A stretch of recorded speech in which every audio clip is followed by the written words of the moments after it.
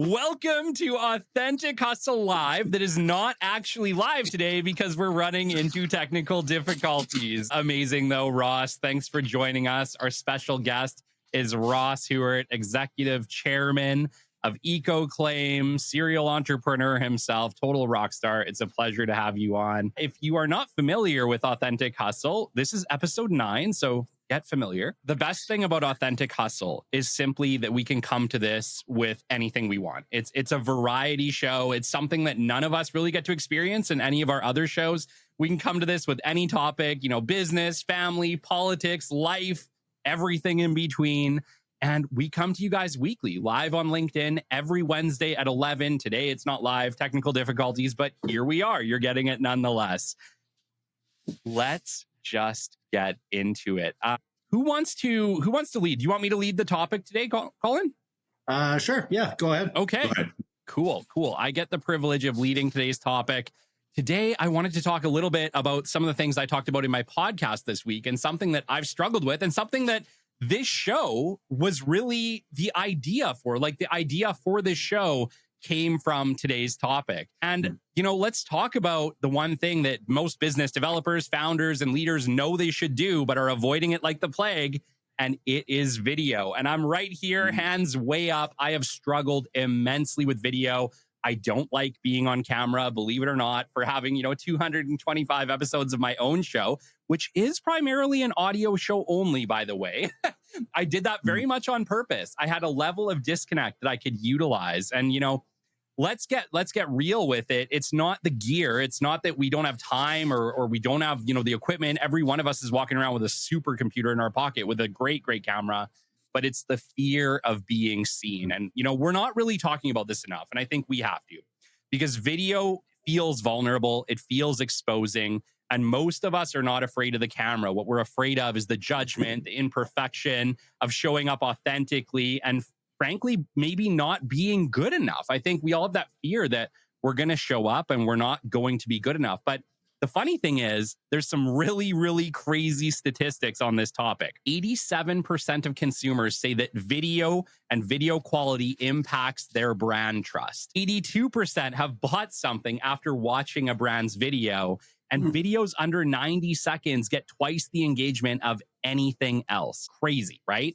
And video is super cool. And, Colin, we've had lots of discussions on this, but the power of video is that I would say second to an in-person meeting or a virtual meeting, it's probably the best means of building trust. And it literally builds trust while you sleep. And so today, I just wanted to chat about video with you guys. I wanted to ask you, talk about your struggles with video, talk about how you found ways to overcome them. And let's just talk about it. Video. Why are we doing it? Why are we struggling with it?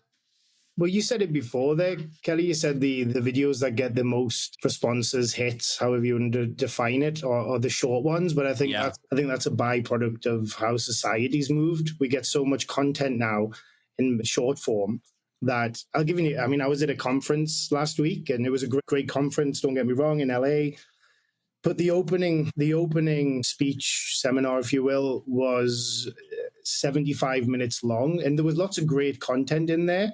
But back to your point, I struggle to sit still for this podcast, let alone 75 minutes, and then starts to. So again, back to the point I was making there is that conciseness is now critical. Whether you like it or not, you might have more to say, but in terms of, I think it's understanding what type of video content is important to what you're doing. Yeah. And is that like if you're teaching golf, because we all know I love golf, then those are better done in small bites for digestion. But if you're teaching a serious topic like, Egyptology and everything going on around that, how could you possibly explain that in 90 seconds? Yeah. Well, Ross, I'm going to talk to you about this specifically because you've been nailing video for a long time. You've been super brave. You show up on camera pretty well every week, one way or another. And you've been doing this for a long time, not just like this last year, but for the years I've known you now. Talk to me about that. Talk to me about what it takes to show up every week. Are you not afraid of consequences? Because I know you're not afraid to say whatever it is you want to say, come hell or high water. Has that ever held you back? Or how have you been able to push through and do it even when you weren't feeling like it? I think at the start, it goes back to, I started doing this probably 8 years ago. Not out of any big giant sort of grand plan, if you will, or sales plan. It was more just I would always do seminars with clients. So I would always be client facing. And so I just started to, whether it be video, photograph, and share what I was doing. And then all of a sudden it started to get a lot of interaction, a lot of response. And then essentially it just became a habit now. And I would argue, I'm very good at I would say for me, video is not so much a worry about being on video or sharing or seeing yourself. It's more about time constraints. I started a podcast, and as I had a business launching, and then I was selling a business. So honestly, it was possibly, I commend you, Kelly, the amount of time, energy, and effort that goes into scheduling, recording, and publishing a podcast. Now, I'm going to use this opportunity to say that Lessons of a CEO will be starting up again, because Amazing. I have the capacity, and our next business launch very much lends itself to that. Also, the person that I can't introduce or mention just yet will be absolutely instrumental in helping me and joining me in that as well. And I think it goes back to that is the next piece. People, when I travel, when I go see clients, everyone follows your story, whether you know it or not. And you always get the naysayers. You hear people. I remember I got called by a friend, and they called from a good place and said, if someone was talking about me, I'd want, to let you know. And she said, I was on Vancouver Island and some adjusters were talking about you and your LinkedIn profile and you share too much. And I said, well, I'm going to stop you there. I appreciate the feedback. And I said, honestly, I care very little about what people are saying about me and my content, because at the end of the day, they watched it and they're talking about it at a lunch where I'm 3,000 kilometers away. So I said, in essence, it actually works. There's no such thing as bad publicity, as they say. Yes.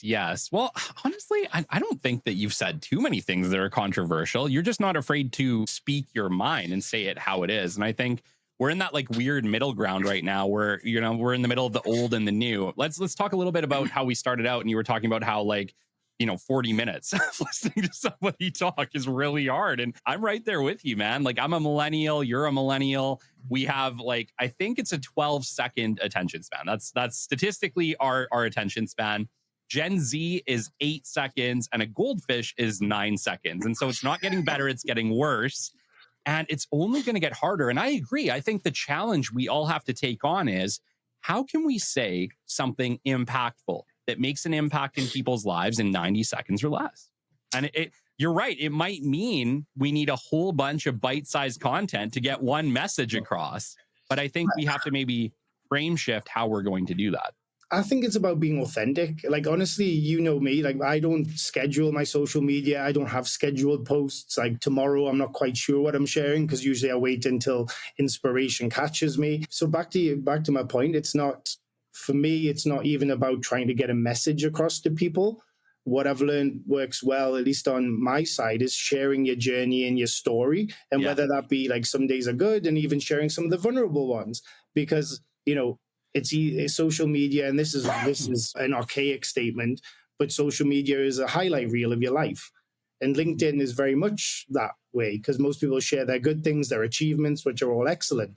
But one thing that people still don't do very much of on LinkedIn, which I try to, is share the days where things aren't great, or you're not feeling great, or something hasn't gone your way, because those are the posts that actually weirdly resonate more with. I get more feedback and comments from the quote unquote negative. It's not really negative, it's just not as positive as the other stuff. Yeah. It gets more because people resonate with it more. Everyone sees everyone's happiness and success, and they've all had those moments. But what really resonates is when they resonate with a difficult period, or they see you're going through a struggle of some description. And the business owners and entrepreneurs see it better than anyone. Yeah. Oh, man. And speaking of that, last week, dude, I don't know what the hell was going on with my life last week. I shit you not. I felt like everything that could go wrong was going wrong. I had a super important sponsor meeting I was trying to get to. And it was that day that we had that wicked snowfall. It was 2 feet in one day. And I was trying to get there. There was accident after accident. My printer stopped working. I turned around. I had to admit defeat, called the person, said, I can't make it to lunch. I'm turning around. When I got home, my door was frozen on my truck, Ross. I had to crawl out through the back passenger side door of my own truck at home. And like this, like just total defeated Kelly just walks into the house. And I'm like, I don't know. I don't know how to win today, man. But I did a post about that.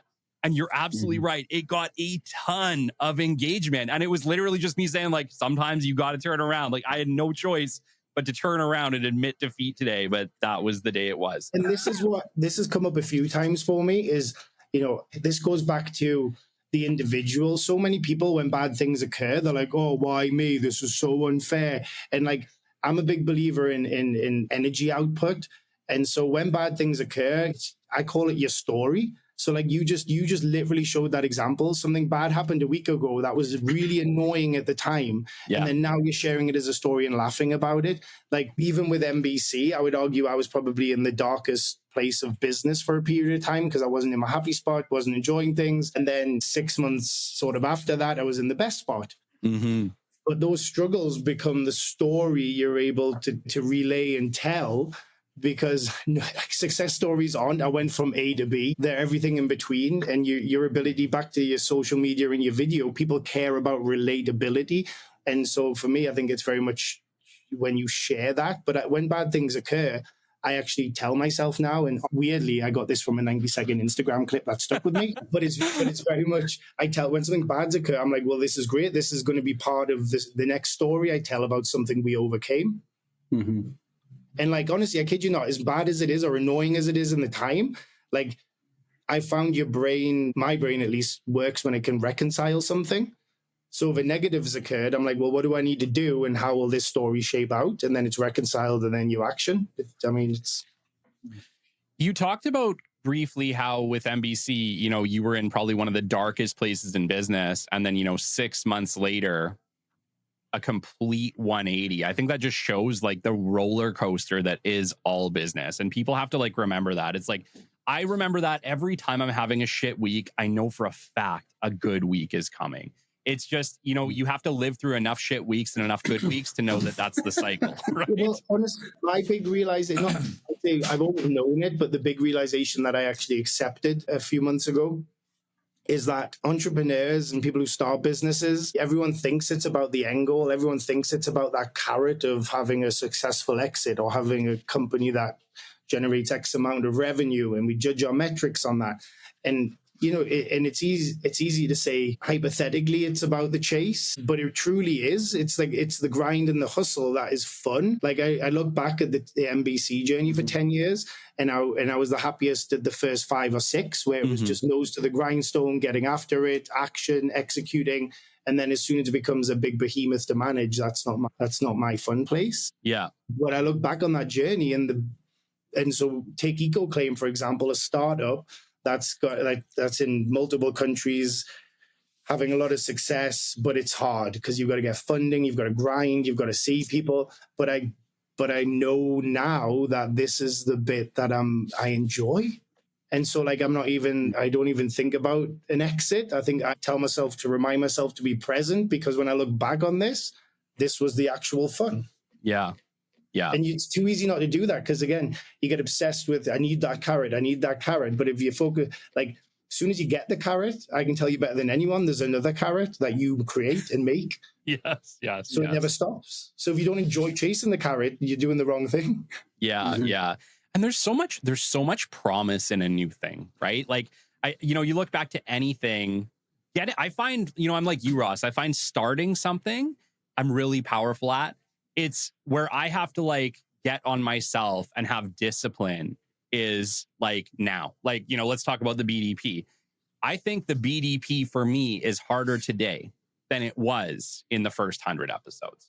And I think now, just because I've done it for so long, I know exactly how to run this thing. I know how to build it. We're the largest business development show in the world, which is incredible. But, it's like, there was it was just different. Like in the beginning, it was so different because I didn't know what was going to happen. I didn't know what we were building. I didn't know what it was going to be. And you're right. It's like at a certain point, it turns from, and I still have passion, but at the same time, there's a lot more discipline involved. That's a good way to put it. Than there was in the beginning. Yes. And I think what I realized about mine is as you grow, you augment yourself. Like I know where I like to drive and the passion and excitement, as you said, and you nailed it. Not that I'm bad at discipline. I just now know I don't like to be disciplined in certain areas because I don't enjoy them. Yeah. But that's why having your team is so important, because if you can augment those areas and you have people that are good or passionate about those specific things, then you've got a winning formula. Absolutely. Vijay and Colin, sorry, we've hijacked the discussion. No, it's all good. You're both incredible at video yourselves. Please, Vijay, start us off here. How have you been? You launched Pathfinder's podcast, and you launched Pathfinder's podcast right off the bat as a video show. Dude, to this day, 225 episodes of the VDP, we do not do a video show, but you literally started there. Talk to me about that choice to be that vulnerable on camera. I mean, even before talking about being on camera, something I love about Pathfinders is like when you started our first show, we started for fun last April in 24, just for fun. On the first show, in the first conversation, I didn't know what we are calling it. Like just 2 minutes before the show, okay, fine, let's call it the Pathfinders podcast. And everyone loved that name for whatever reason. And so now we have a domain, and like we're trying to build on it. So we have completed 23 shows successfully. So I think I'm calling myself a podcaster these days. You are a podcaster. Yes. You're past the point. So I was very nervous, and it was just not fun initially to have this conversation in camera, and especially you're putting yourself out there. And I was super nervous. And what I'm telling myself is like, what is the impact that I'm making? Because like the reason I wanted to speak to so many people is this simple, because I was trying to do business networking, and I was a guy sitting behind a desk for a long time in a corporate career and hated it, right? But I love technology. I'm passionate about it.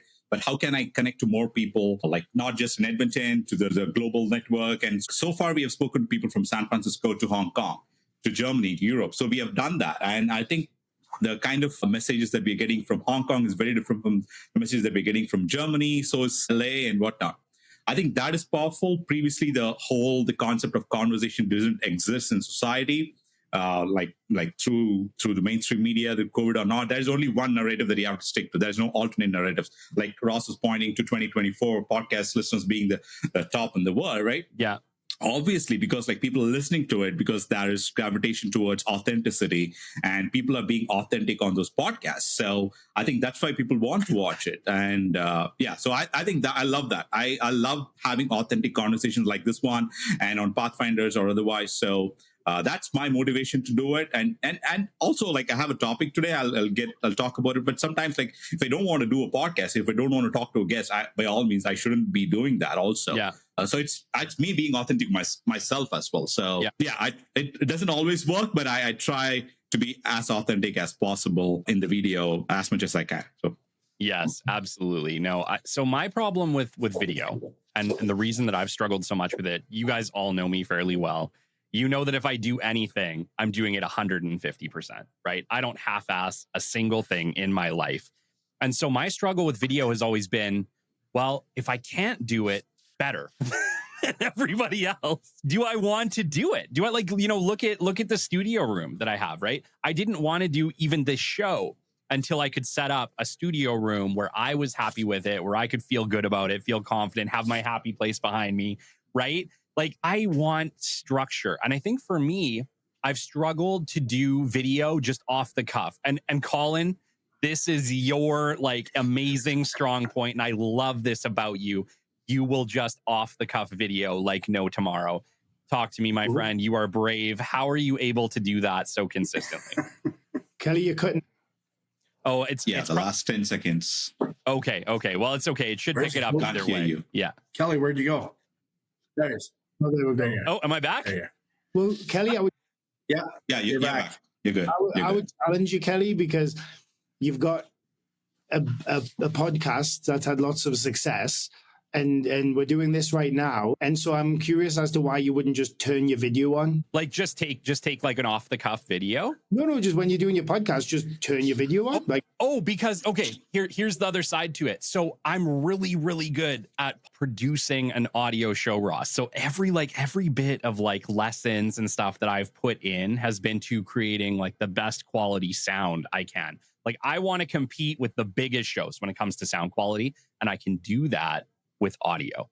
Where I can't do that right now is with video. And so my idea was, if I can't compete at the highest level with video, do I want to do it? And so obviously I take clips, right? Like I'll take clips just like we have from here, and I'll make really cool clips to release to tease the show. But I just don't know. There's a part of me that still thinks, I know that I don't typically like to sit and watch something for an hour straight, but I will listen to something for an hour straight while doing something else, right? Like typically I'm listening to podcasts while mowing the lawn, while shoveling snow, while working on something on the side, right?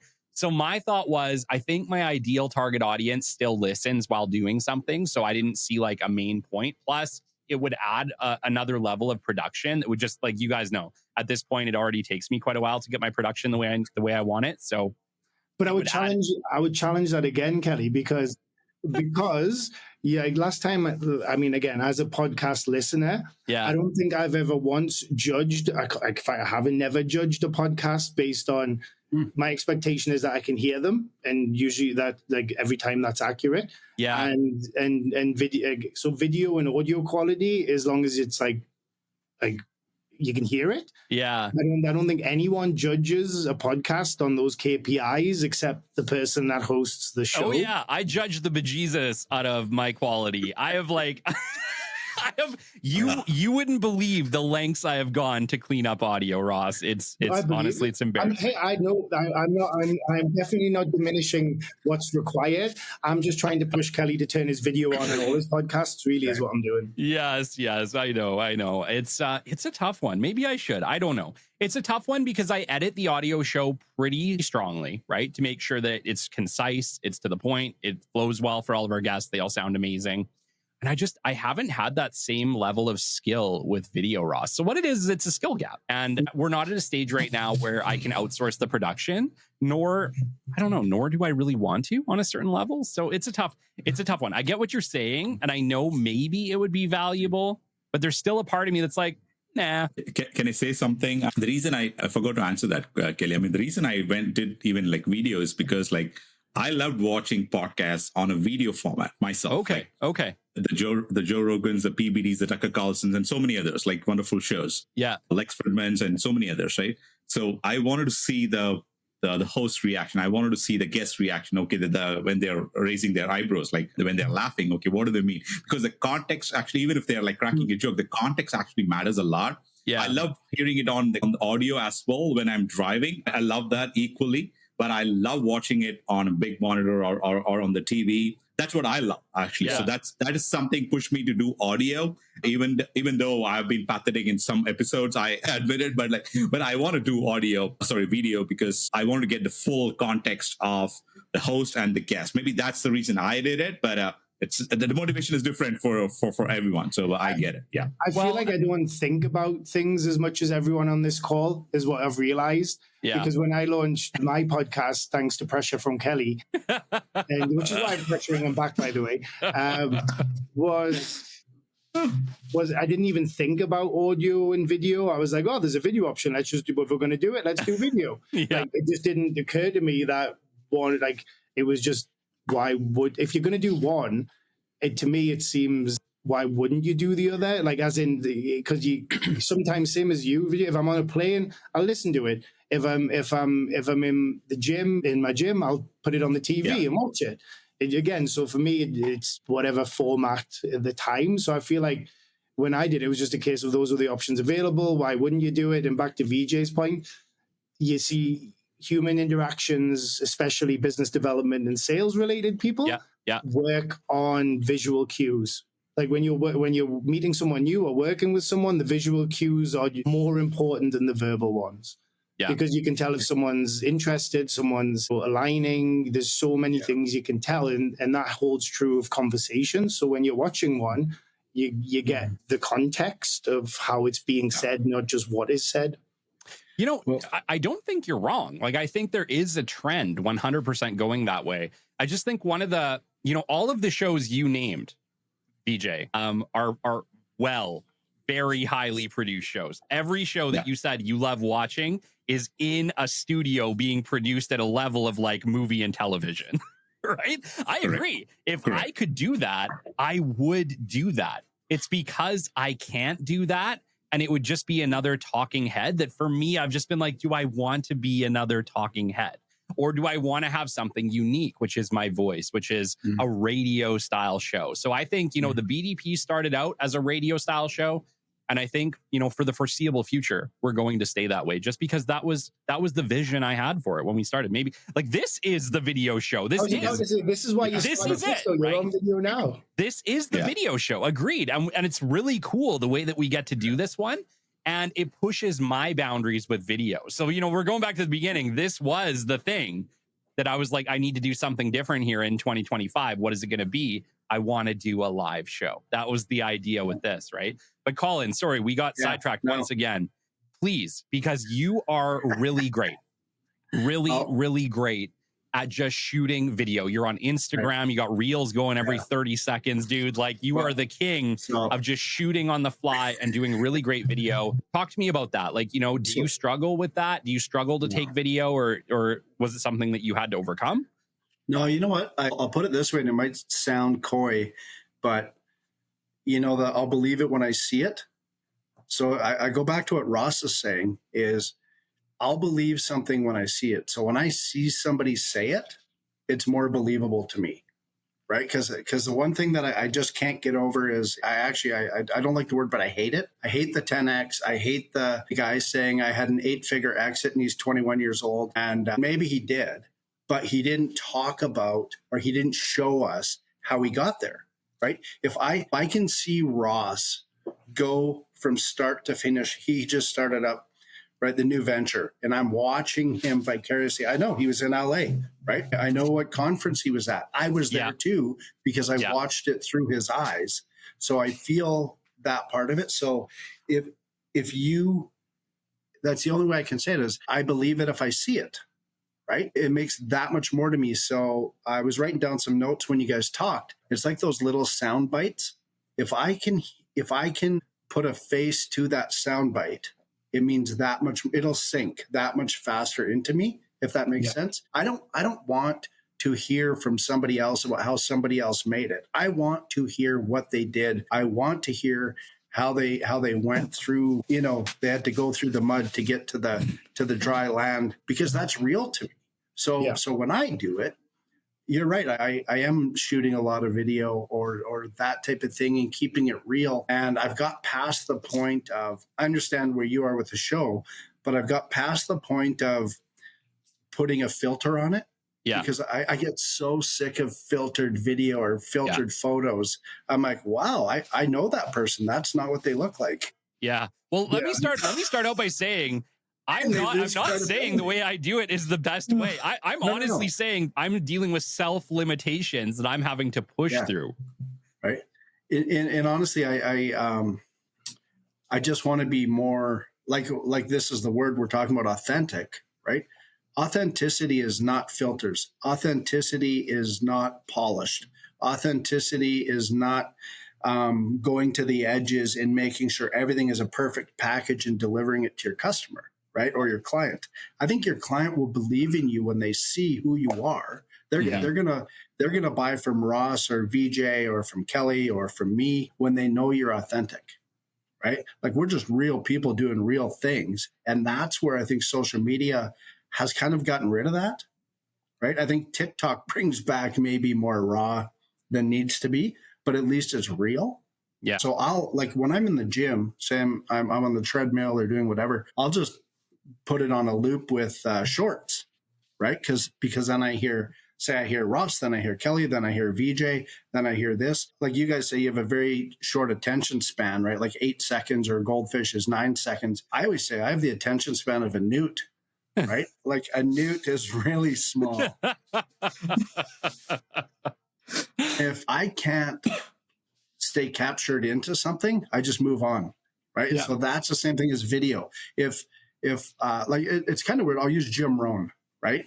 Like a lot of people refer to Jim Rohn, and I think it's his voice. And all they have to do, though, if you think about it, is they put a picture, because who is Jim Rohn? Who actually knew Jim Rohn, right? Like somebody did. I didn't. So they talk about Jim Rohn as my mentor, and they start playing his voice, but you see that picture, right? That's very powerful. That's as good as video, right? Like as long as you have that picture in your mind, that's seeing it again, if that makes sense. And that's why I think it resonates with me and why I do it, because we all do what we think people are going to be attracted to or be able to listen to. Even if I'm on a one-on-one setting, I think I have a very good closing ratio. And I think it's because it's authentic and people can relate. But then I'm like Ross, I'm like, okay, I'm not good at this. I'm not good at this.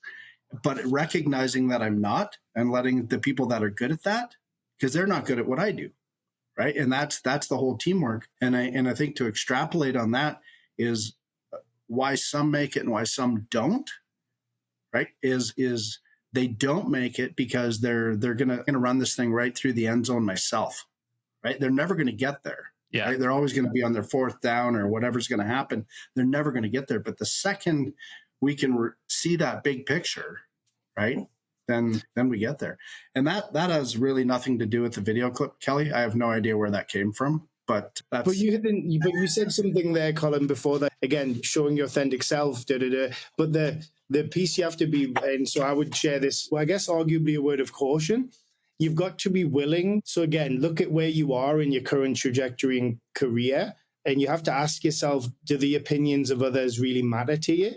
And the answer is, if you say they don't, that's a lie, because in business, the opinions of customers, of clients fundamentally matter. Otherwise, you don't have a business. Yeah. And so I would argue that being real and sharing real things is important, but I would say it's important contextually. Like, if my primary example would be, me, I'm covered in tattoos, not quite head to toe yet, but body to legs. And I shared the start of a new tattoo, which is almost finished, which I have a big Ganesh on my back, the remover of obstacles, means something to me. I posted that a couple of years ago now, and I got a call from the primary angel investor to EcoClaim. And again, we get on very well, great guy, I have a ton of respect for him, but a mentor. And, but he comes from Southern US, and so they have different views on, societal views. Yeah. And he called me, and it wasn't like, he wasn't calling me like the principal, but he was calling me and voicing, like, he seemed rather genuinely upset that I'd shared the story of my tattoo on LinkedIn. Now, the nature of me is like, I respect your ability to call me and tell me that, and I respect your opinion, but I was like, I'm not changing it. Like, as in, it is what it is. It got a ton of traction. Not that that's why I did it. Again, I was just sharing something I was doing that day. Mm-hmm. But you could argue that if you weren't in a certain position, that opinion actually not to say it doesn't materially matter, because it does. I respect the person, and you take it on board and decide if you want to change or not.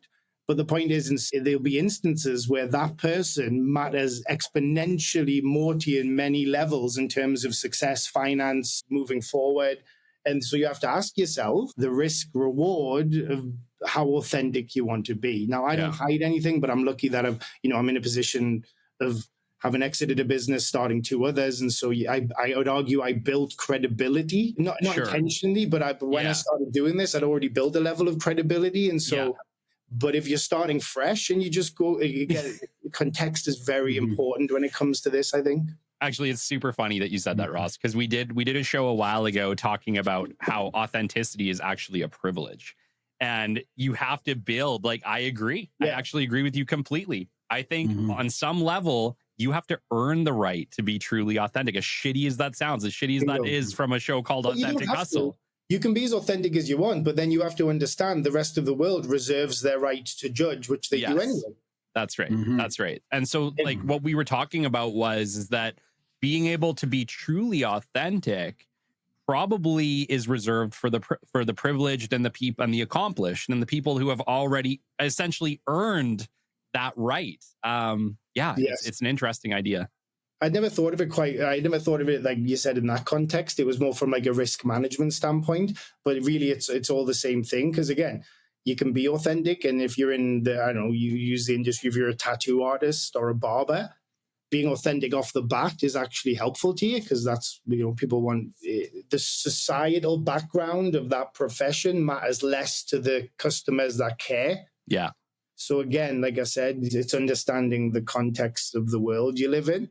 Yeah. And I think that's important, because again, it's very easy. And you mentioned it before, Colin, you see a 21-year-old exited a business, but understanding the context with which that occurred, why they're sharing it, and like how. So again, it's just understanding the audience is the exam question at the end of the day. Who's your audience and why does it matter?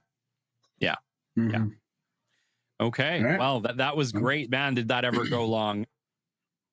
It's almost the whole show. Yeah. It's good though. Yeah. It's good. Okay. Right? Colin, lead us in, man. What do you got for us? Well, you know what? I got a bolt just after 12, but I think mine actually falls right in line with what we were talking about. So maybe that's a good intro, is setting boundaries, right? Where do you set boundaries? And Ross, I think that's some of what you were alluding to, as well as I wrote it down this way, is being authentic means knowing when to say no and protecting your time and energy. That helps maintain your integrity, right? Because too many times, I'm getting a lot better at it, is it doesn't matter what it is, what takes my attention, what's going to take me away from what I need to be doing or focusing on, is setting those simple boundaries, right? It can be personal, it can be family, it can be especially business, right? The type of client that's going to take up a bunch of your time and get you nowhere. But at the end of the day, some of those clients should still be clients, but maybe they deal with Ross and not with me, right? Maybe Ross can deal with them better than I can, or Kelly can, or VJ can, that type of thing. So I've really been, maybe the last year, concentrating on setting up boundaries, and what it's done for me personally has, I sleep better because of it, right? Things that used to keep me up at night or just taking my mind. Like if I'm at home when I'm done the day, I want to be at home. Right. Yeah. And that's not always possible. But if I don't set up boundaries, that's what's bombarding me. Right. That's what takes up my mind. And who's not having fun? Me. That's it. Everyone else still carries on. I could go to a hockey game. Ross, you could go golfing, but your golf game's a whole lot better if you set up boundaries and you live within them. Right. Agreed. And everybody else lives on the outside of them.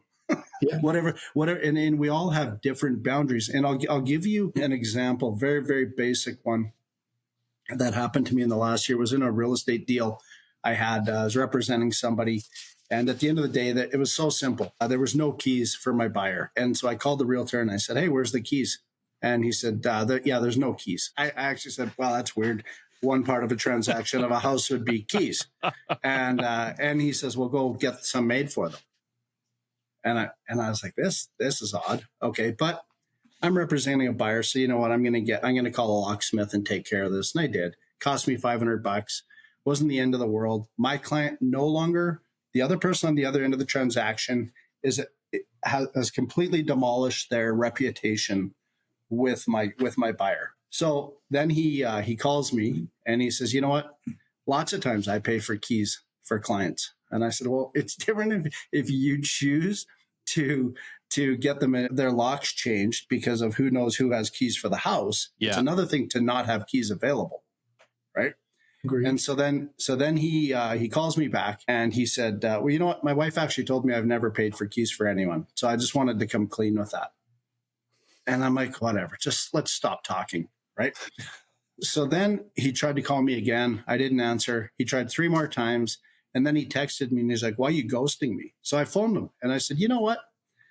Blah, blah, blah, name." I said, "I've just been learning to set up boundaries." And I said, "Unfortunately, you're not in them." And you know what? I said, "Holy shit. Like, did I really just say that?" and I caught myself, and I did. And you know, I wasn't trying to push or do anything. I was like, "Hey, we're done with this. We're done with this. You said who you are. You know who I am. I did what I need to do. why are we going to spend another day going around this mountain? Mm-hmm. And I told him I set up boundaries. So a few days go by, he calls me again. And he says, that really bothered me, this whole situation or whatever. I said, well, it's your situation. It wasn't mine. wasn't mine. I said, I'm done with it. Like, let's just move on. Right. And he says, well, the part about you said you set up boundaries. And he goes, that's kind of offensive. I said, here we go again. You're inside my boundary. Get out of my fence line. Anyway, but just a simple story. I'm always reminded of it. And it doesn't have to be that way. But I think no matter what we're dealing with in the day, our success rate, and everything's about success rates. That's what, did we end? How did we end? How did we get to where we're going? Is what boundaries have we set up? And I think we really need to set up more. And I'm speaking to me. I call it playing chess with a pigeon, Colin. So I don't call it boundaries, but quite often when you're in an absurd situation with another human being, which in business happens more often than you'd expect, I always use that reference. I'm like, we're not going to play this game. The reason why we're playing chess against a pigeon, no matter what happens, it's going to shit all over the board, strut around like it's won, because you're not playing the same game. Very true, very true. That is so good. And you know what? As funny as it is, I'm going to use it because it's true. Yeah, because it actually hits all points. It really does, right? But you have to believe it. You have to know that you believe that's who you are, right? And I think that's a confidence level that you carry with you. And when you know it, you don't think about it again. Yeah, right. You just carry on with your day, and that's how that boundary has to do that for me. So they can phone me again and again and again, and I'm like, what are you talking about? Well, this again, right? Why don't we just drag that through the mud for another month, right? It doesn't get us anywhere. So let's just move on. If you tried that boundary comment with your wife, because the pigeon one doesn't work with mine. You know what? She wins every time. You're losing there. Yeah. Always. I think the pigeon or the boundary, neither of those are going to come up. Yeah. Just check it. What's your problem? Oh, I've just set up boundaries. The boundary is I need a night away. I'm not listening to anyone. I'm just watching the game. Yeah. No, it's but I think it's a simple thing. What do you guys think? I think it's really important to do, for sure it is. And you know what? It goes further, just what weighs us down, because what weighs me down is what keeps me from moving ahead the next day or the next hour or the next minute. Yeah. And it's those things that, for a period of time in my life, more so, I think entrepreneurs, maybe we're a little bit different that way. We have to keep moving. We have to keep going. When I was in my corporate world, I did go home at the end of the day, and the conversations or the negativity that followed me usually was just me talking about what I think should change, not knowing that no matter how long I talk about it, it's not going to change. Yeah. It's not actually my world. Right? I have no ability to make that change. It's so funny, Colin, because like me and you were literally talking about this just a week or two ago, where I was just saying, like, on some level, being an employee was better because you could just go home at 5 o'clock and just say, screw it. Who cares what happens? Right? Like, it's not yours. But I think as an entrepreneur, you don't have that. You don't have that leisure to just be able to be like, oh, someone else's problem, right? Unless you're Ross. Ross can just be like, no. If you look at a LinkedIn post from last week, I talked about just this thing. Yeah, like it's a gift and a curse. Like the summary is like one of the sayings in this little speech thing I put up was that it's like being the rocket that never lands. Right? Like, as in, it's great, it's helpful, it moves forward, but you literally cannot. I mean, occasionally you land because you burn out. Like, that's my cycle. I work hard, then burn out, then can't. I'm trying to do better at that and recognize it. But that's the secret to the success. Like, things move quickly because of the rocket. But you being the rocket, you can't ever just land and relax. Like, even when you are relaxed, you can't, because you're guilty about relaxing, and it's just it's a gift and a curse at the same time, but I'd rather have it than not. Yeah. Well, I agree completely. And I'm in the exact same cycle as you, by the way, like where I just go. And I'm like, okay, I got to run away for a weekend to reset. Right. And I'll lose my phone for a weekend and I'll have that reset and I'll come back fresh. But yeah, being an entrepreneur is amazing. First off, it is. It's incredible. I love it. I don't know what I'd be doing if I wasn't doing this anymore. But at the same time, you're absolutely right. It comes with a large cost. And that cost is a responsibility for an entire organization, for your family, for your employees. And you're right. You're a rocket that can't land. And I think you do have to decide, is that for you or not? Are the rewards great? Well, Ross can attest. The rewards are incredible, but the cost is also incredible, and you have to be prepared for both. Correct. Yeah. It's, it's again, it's hard to sum up because, again, when people can't, lots of the regular people, but the vast majority of the public can't relate because so few entrepreneurs. But like, it's hard to like get your violin out and start to say how hard your life is because you choose to do it to yourself. Yeah. If you didn't do those things, the teams that you have wouldn't have success. They wouldn't be successful. They wouldn't be moving on to do great things. And so you're kind of like almost the epicenter of your little world that benefits those around you in theory. But that comes at I would say I'm less busy now in terms of daily activities than I've ever been, but the weight of responsibility is far greater than it's ever been. And so I think that's the almost the trade-off. Whilst you're not busy with minute tasks and details 24/7, the responsibility you have to others, like fundraising for EcoClaim as we launch around the world, like that bears the weight of, if you don't do it, then these people no longer have any, like, you know what I mean? Yeah, Like it's huge. That's real. Well, the amount of times everyone here has got, if you don't come home one night during your entrepreneurial journey and think, excuse my language, but think, fuck, how am I going to pay these people tomorrow? Yeah. Then you're not, then you've never been a business owner unless you've had that nightly struggle. Yeah. You know what, Ross? I had a conversation with a friend who, I guess I'll say, started a business or starting it, or I'm not quite sure. I had a very curt conversation, I guess, last week. I finally just said, how are you going to earn money? And the answer came back, blah, blah, blah, blah, blah, blah, blah, blah, blah. You know, me and these other two guys, we invested this money and we're doing this and we're buying these machines. And I said, okay, I get it. How are you going to invoice out $1? Blah, blah, blah, blah, blah. And finally, third, fourth, fifth time, I said, are you going to earn any money? We're going to have 125 sites and we're going to do this and do this and do this. And finally, I just threw my hands up. I said, you have not generated one income dollar, not one. And you actually can't answer how you're going to. So for me, and he wasn't asking me to invest, but I'm for that reason, I'm out. I'm out of this conversation. I can't even have this conversation because I can't add anything to it. Yeah. Right? Like if you can't give me an answer and there's no relevance to it, there's a boundary, right? I'm out. I'm just out. And I look at the hours in my day, and like Ross, what you said is what you're devoting your time to is what you're effective at. And you're the front runner in the business that way.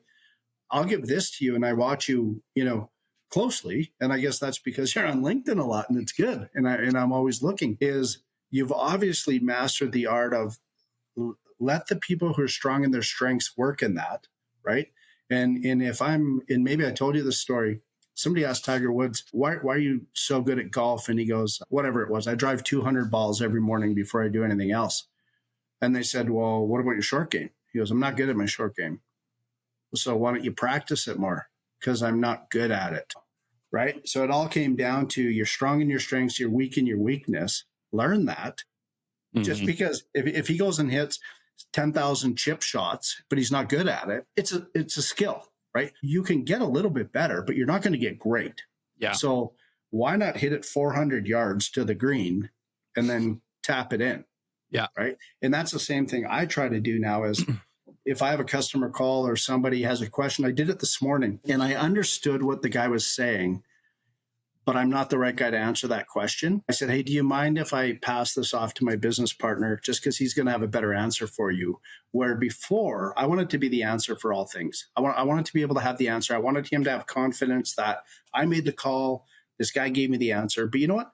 If I give him the wrong answer or I give him a half answer, that's as good as giving no answer. So I came in, I passed it off. I walked into my office, happy. I'm happy. Why? I can focus on blue sky or whatever, the way I do my business, but not allow myself to get dragged down by doing something I'm not good at. And in turn, not doing what's good for the company. Great. Right? So yeah, like basically what you're saying is double down on your strengths, right? Like at the end of the day, we all have our strengths. There's a caveat. You need to know your strengths. And the only way to know your strengths is to go through the trenches. Because like if you'd asked me 10 years ago, I knew kind of what I was good at, but I also thought I could be a CEO of any company and do all the stuff they do. Because that's called confidence meets a bit of arrogance. Then you get punched around a little bit and realize that that's not how things work. But again, there's no way to arrive. Like you can't wake up tomorrow and go, I'm only going to do this because that's what I'm good at. Like jobs don't work like that. Yeah. So yeah, I feel you have to go through that mud to fully understand where you sit on the bus, as I used to say. And you know, I do find this because I hired somebody to do spring cleanup at my yard and stuff like that. And I saw and I'll give it to him. He's entrepreneur doing some stuff. But on the card it said CEO, and I'm like, of your lawnmower? Like that's good, right? I get it, but it's that same thing of they want that title, right? You know what? I'm okay just to hand a business card over that says Colin Harms. It's good, right? Well, what do you do there? Well, we'll find out. Right. But I think people chase the wrong rabbit, by a title or by a name, and they want that. Like if we sat down, like the same person I asked, how are you going to earn $1? Right. He probably says CEO on his card, which is fine. But CEO of what? Of that business card? Right.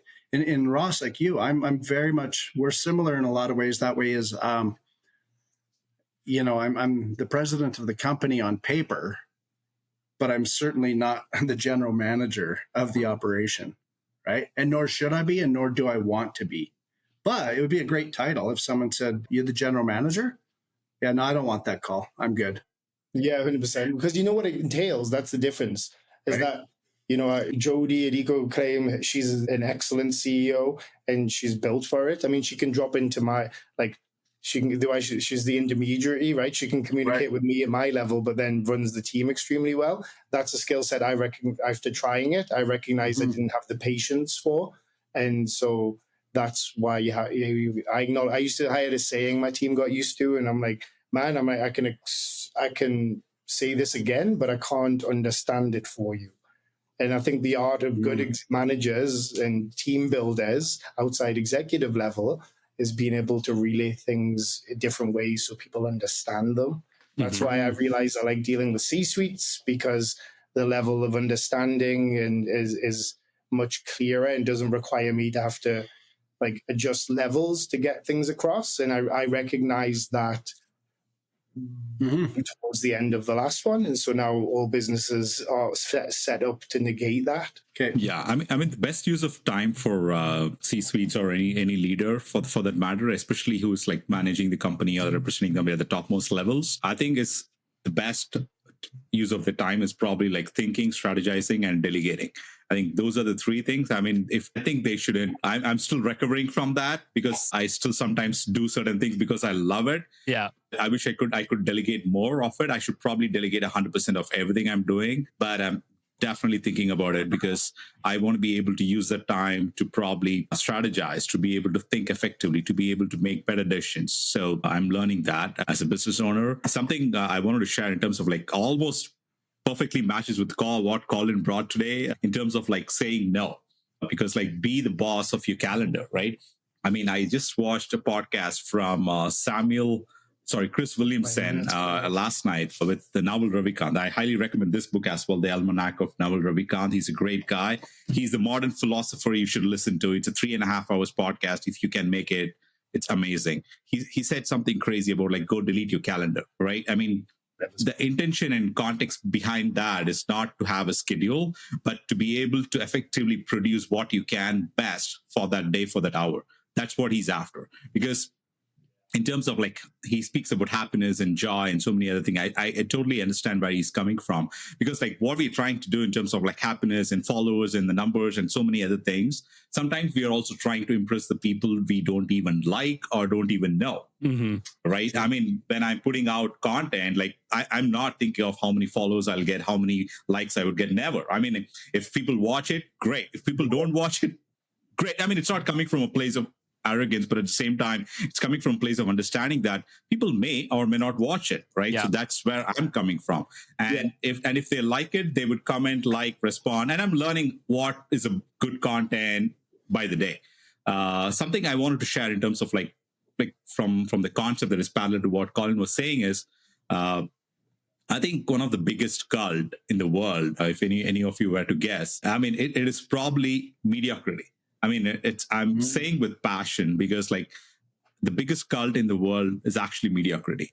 And I don't think people realize in that amount of time that's spent in scrolling or watching the next Netflix episode. I do watch it, but at the same time, there's a cost to it. Right. It puts you, it makes you mediocre. It puts you at the mediocre level. So if you want to scale yourself, like you want to go 10x, 100x, like you want to scale yourself, like what can you do about it? A lot of things that like not society understands or appreciates is like, I've seen men do it, women do it. It's and something I just refer to a beautiful movie called Company Man. I mean, something underappreciated is called rumination, right? I mean, like men, I mean, I've seen like so many ruminate a lot. And there's deep thoughts that are going on. It's not just like sadness, depression, or anything like that. But how can you get from the place of rumination to domination, right? How can you do that? Action, exactly. And how can you go from, let's say your calendar is almost full, like the entire week. Then where do you have the time to be able to think effectively, to be able to work on the things that you want to do? I think every single day, if you can deprioritize and say no to a lot more appointments, I think you have a winner. Even to anyone, like even at workplace, if it is not adding value, just say no and decline the meeting. Just don't attend the meeting because your boss said to. Just don't attend the meeting. It's not adding any value to you or the work you do. Just don't attend it. Because I want people to move from a place of like obligation to opportunity, right? So the more action you put on every single day, every single hour, I think that creates from obligation to opportunity, from rumination to domination. That's what I want to share about, because people think about the country and so many other things that you cannot actually control.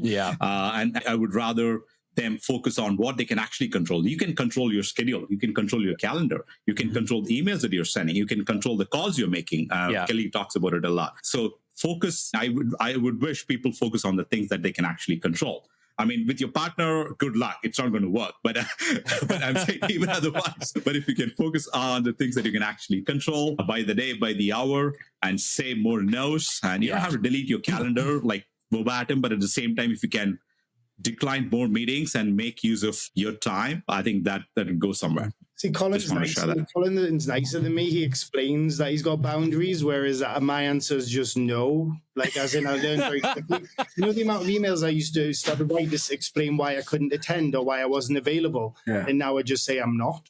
And there's no after, there's no context. It's just you ask me something and the answer is no. Yeah. And you know what, Ross, that's true. And the first couple of times it's hard, and after that, it's now not. Yeah, I found that effective. I had a fairly important thing we're dealing with here with e-commerce, but I have zero to do with the actual application or any part of it. So there's 6 people in the room, and they said, "Are you coming to the meeting?" And it was like that. I said, "No." And I think it was like all these eyes just looking at me. And I went to my office. They went and had their meeting. And then a couple of days later, somebody asked, "Oh, did you want to see this?" No. I don't. I'll see the end result. The store will be built. The e-commerce is there. If I'm going to waste a half hour having a conversation of something I can't add value to, it's also not adding value to me. Bingo. Right. Bingo. Yeah. Right. So it was tough. You're right, Ross. It was tough, but it was a very good move for me. I felt good about it. And now I'm able to do it quicker. Like you said, now I don't have to explain I'm setting up a boundary. It's up. The fence is up. Right. Absolutely. And every time, it's not being ignorant. It's getting better at it. The harder that fence is to tear down. Right. Agreed. So, anyway, Hey fellas, I got a bolt here. I got another meeting to be at, but I appreciate it. And I can't wait to see this go live. And I can't wait till we go live again too. You're going to have to come back for a All right, gents. Well, you know what? We're over an hour, so let's just wrap it up. It was great to see each and every one of you. Thanks for joining Authentic Hustle. And until next time, catch you later, hustlers. Yeah. See you, bro. See ya. Bye.